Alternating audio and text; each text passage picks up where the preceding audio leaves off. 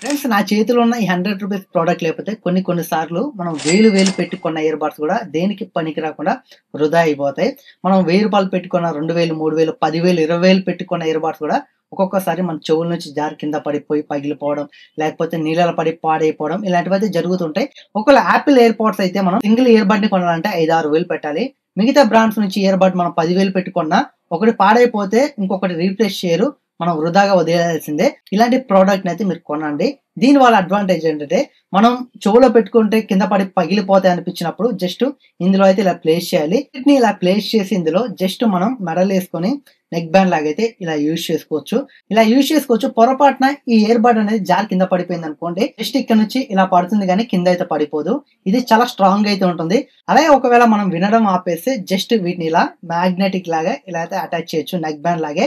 Normal గా మన మెడలో నెక్ బ్యాండ్ లాగే తీసుకోవచ్చు.